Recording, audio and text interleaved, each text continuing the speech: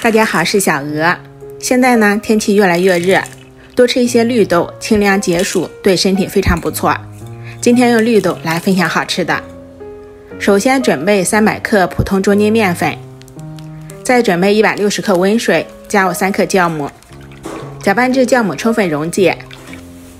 分次少量倒入面粉中，边倒边搅拌，搅拌成没有干面粉的絮状。再下手揉成稍软的光滑面团。面团如果揉不光滑，我们可以醒5分钟再来揉，就可以轻松的揉光滑了。再盖上盖子，发酵至2倍大。准备200克绿豆，提前1晚放入冰箱冷藏浸泡1夜。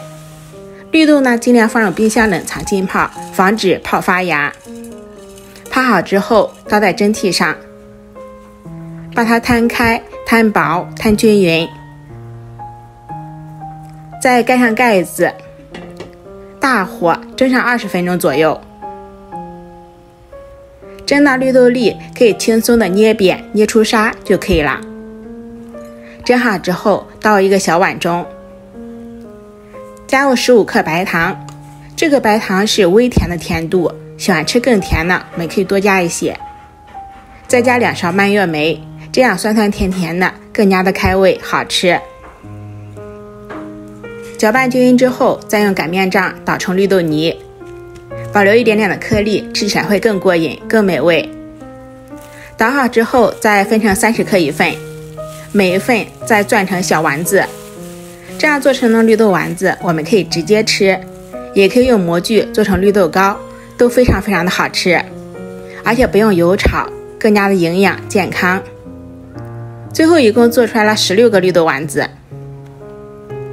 我们的面团也已经发酵好了，案板上撒上一些干面粉，把发好的面团揉搓排气，再搓成长条，切成16个小面剂子。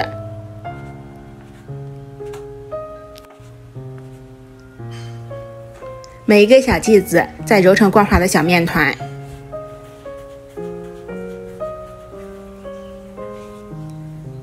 全部揉好之后，我们再从第一个揉好的小面团开始，擀成中间厚、四周薄的圆面片，放上我们做好的绿豆丸子，用虎口轻轻向上收拢，收口处捏结实。多余的面团我们可以把它揪掉，再整理一下形状，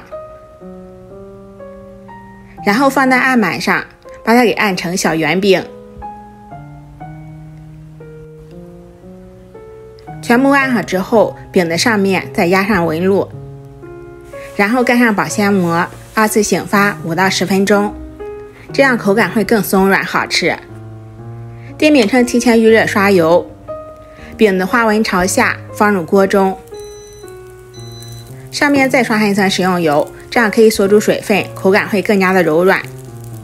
然后我们中火慢烙，大约2分钟，烙至底部金黄时，我们翻下面，反复多次翻面，烙到饼子两面金黄，按压可以快速回弹时就熟透了。一锅饼大概需要6到8分钟，像这样就可以出锅啦。香喷喷的绿豆饼就做好了。这种做法不用炒馅，不用开酥，少油低糖，简单营养又特别好吃。外皮酥脆柔软，馅料细腻香甜，酸甜开胃，真的非常不错。喜欢就收藏、点赞、关注、转发下吧。